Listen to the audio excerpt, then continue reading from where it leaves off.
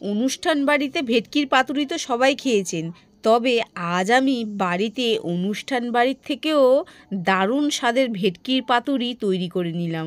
আর একদমই খুবই সহজ রেসিপি, কিন্তু যে কেউ কিন্তু এই রেসিপি ফলো করলে সহজেই বাড়িতে বানিয়ে নিতে পারবেন।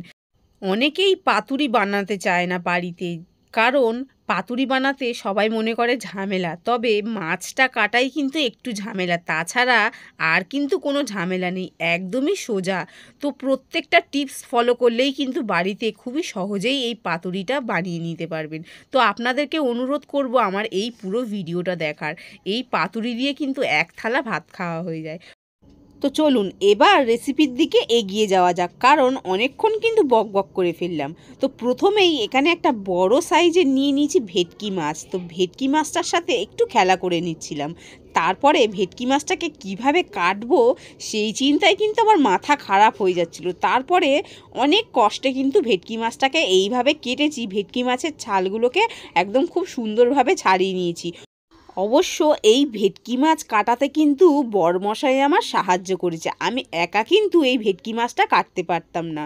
তো যাই হোক, ভেটকি মাছগুলো কাটার পরে এবার কিন্তু এখানে একটা বাটি নিয়ে নিয়েছি, সেই বাটির মধ্যে একটু জল দিয়েছি আর এর মধ্যে একটু বেশি পরিমাণের আমি নুন দিয়েছি, দিয়ে একটা চামচ দিয়ে নুনটাকে জলের সাথে ভালো মতন আগে মিশিয়ে নেব, নিয়ে তারপরে ভেটকি মাছগুলো প্রত্যেকটা মাছ জলের মধ্যে এইভাবে চুবিয়ে রেখে দেবো। এটা আমি প্রায় 1 ঘন্টা মতন রাখবো। 1 ঘন্টা রাখলে মাছের মধ্যে মোটামুটি নুনটা আমার ঢুকে যাবে, তাহলে কিন্তু খেতে বেশ সুন্দর লাগবে। তো এইভাবে আমি প্রায় 1 ঘন্টা মতন রেখে দিয়েছিলাম। এবার আমি এদিকে মশলাটা করে নেব। মশলাটা এখানে আমি একটা বাটির মধ্যে 2 চামচ মতন নিয়ে নিয়েছি কালো সর্ষে, তার সাথে নিয়ে নিয়েছি 2 চামচ সাদা সর্ষে, আর এবার এর মধ্যে দিয়ে দেব 2 চামচ মতন পোস্ত। এবার এই সমস্ত মশলাগুলোকে আমি জল দিয়ে এটা 10 মিনিটের জন্য ভিজিয়ে রেখে দেবো। এদিকে 10 মিনিট এটা ভিজিয়ে রাখবো, তারপর এদিকে প্রায় 8-10টা মতন কাজু বাদামও আমি জলে ভিজিয়ে রেখে দেবো। 10 মিনিট পর মোটামুটি আমার সমস্ত মশলা ভেজানো হয়ে যাবে। তারপর আমি এগুলোকে পেস্ট করে নেব। এদিকে একটা মিক্সিং জার নিয়ে নিয়েছি, এর মধ্যে আমি সমস্ত মশলা নিয়ে নেব যেটা ভিজিয়ে রেখেছিলাম। তো মোটামুটি 10 মিনিট আমার হয়ে গেছে, ভেজানো কমপ্লিট হয়ে গেছে। এবার কিন্তু মশলাগুলোকে আমি পেস্ট করে নেব। তো এবার কাজু বাদামগুলোও দিয়ে দিয়েছি, আর তারপরে বেশ কয়েকটা কাঁচা লঙ্কা আমি দিয়েছি। একটু বেশি পরিমাণেরই কাঁচা লঙ্কা দিয়েছি, যেহেতু আমার মাছগুলোর পরিমাণটা একটু বেশি আছে, আর আমি সর্ষে পোস্তও প্রায় অনেকটা পরিমাণে নিয়েছিলাম। তো এবার সমস্ত মশলা একদম মিহি পেস্ট করে রেখে দেব।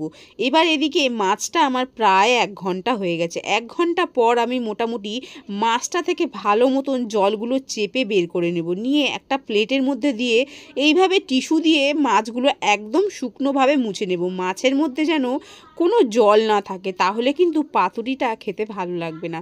তো এবার সমস্ত মাছ আমি টিস্যু দিয়ে ভালো করে শুকনো করে মুছে নিয়েছি। এবার একটু ম্যারিনেট করে নেওয়ার পালা। একটা পাতি লেবু কেটে নিয়েছি। তো এখানে যেহেতু মাছের পরিমাণটা বেশি, তাই আমি গোটা একটা পাতি লেবুর রস আমি এই মাছের মধ্যে দিয়েছি, আর সামান্য একটু আদা আমি গ্রেট করে এই মাছটার সাথে ভালো মতন মাখিয়ে বেশ কিছুক্ষণ রেখে দেবো। তো এই ম্যারিনেটটা কিন্তু একটু করে নিতে হবে। তো বেশ কিছুক্ষণ আমি মাখিয়ে এটা প্রায় 10 মিনিট মতন রেখে দেবো। এবার 10 মিনিট পর আমি এদিকে যে মশলাটা পেস্ট করে রেখেছিলাম, তো সেই সর্ষে পোস্তর মশলাটা সেটা আমি একটা থালার মধ্যে নিয়ে নিয়েছি। এবার এর মধ্যে বেশ অনেকটা পরিমাণে সর্ষের তেল আমি দিয়ে দিয়েছি। এবার কিন্তু এটা কিন্তু আমি পাতুরির মশলাটা মেখে নিচ্ছি। এবার এর মধ্যে পরিমাণ মতো নুন দিয়েছি, 1 চামচ দিয়েছি হলুদের গুঁড়ো। নুন আর হলুদ ঠিকঠাক দিতে হবে। এরপর এর মধ্যে দিয়ে দেব 2 চামচ মতন টক দই। এবার সমস্ত মশলা হাত দিয়ে ভালো মতন মাখিয়ে নিতে হবে। সর্ষের তেলটা কিন্তু একটু বেশি পরিমাণে দিতে হবে, তাহলেই কিন্তু খেতে ভালো লাগবে। তো এইভাবে কিন্তু আমি ভালো মতন মেখে নিয়েছি। নিয়ে এবার আমি যে মাছগুলো জল ঝারিয়ে রেখেছিলাম, সেই মাছগুলো এর মধ্যে মশলাটার মধ্যে দিয়ে ভালো মতন ম্যারিনেট করে নিতে হবে। এটা একটু সময় ধরে ভালো মতন ম্যারিনেট করে এটাও প্রায় 1/2 ঘন্টা মতন কিন্তু রেখে দিতে হবে। এই ম্যারিনেটটা কিন্তু মেন, কারণ এটা কিন্তু ভাপেই হবে, আর অনুষ্ঠান বাড়িতে কিন্তু ভাপে করে। তবে আজকের আমি একটু অন্য প্রসেসে তোমাদেরকে দেখিয়ে দেব। তো এই যে সমস্ত আমি মাছের মধ্যে ভালো মতন মশলাগুলোকে মাখিয়ে নিয়েছি। এবার এটা ঢাকনা দিয়ে ঢেকে প্রায় আধ ঘন্টা মতন রেস্টে রেখে দেবো। এবার আমি দেখিয়ে দেবো কলা পাতার মধ্যে কিভাবে করতে হয় পাতুরি। তো প্রথমেই আমি এদিকে কলা পাতাটাকে একটু সেঁকে নেব। তো কলা পাতাটাকে হালকা করে এইভাবে গ্যাসের মধ্যে সেঁকে নিলে তাহলে কিন্তু কলা পাতাটা ভালো মতন ফোল্ড করা যায়, কলা পাতাটা তাহলে ভেঙে যাবে না। তো এই প্রসেসেই কিন্তু মোটামুটি পাতুরিটা তৈরি করা যায়। তো এইভাবে আমি বড় কলা পাতাটা আমি ভালো মতন এই সুন্দর করে সেঁকে নিয়েছি। এতে কিন্তু খুব সহজেই কলা পাতাটা মোড়া যাবে। এবার আমি যেটা করব, কলা পাতাটাকে কেটে নেব।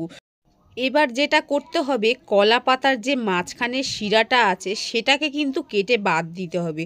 তো আমি এইভাবে চাকু দিয়ে দুদিক থেকে কেটে নিয়েছি যাতে সহজেই মাঝখানের শিরাটা কেটে বাদ দেওয়া যায়। তো এইভাবে আমি কেটে নিয়েছি। নেওয়ার পর প্রত্যেকটা কলা পাতা আমি ছোট ছোট করে টুকরো করে কেটে নিয়েছি। এদিকে আমার কিন্তু প্রায় মাছটা ম্যারিনেট করা হয়ে গেছিলো, প্রায় আধ ঘন্টা মতন হয়ে গেছে। এবার যেভাবে করব, মাছের গায়ে প্রথমে মশলাটা মাখিয়ে বেশি করে উল্টোভাবে দিয়ে তারপরে ওপর থেকে আবারও একটু বেশি পরিমাণের মশলাটা এইভাবে দিয়ে দিতে হবে। যার জন্যেই কিন্তু প্রথমেই আমি বলেছিলাম মশলাটা কিন্তু একটু বেশি পরিমাণের করতে হবে।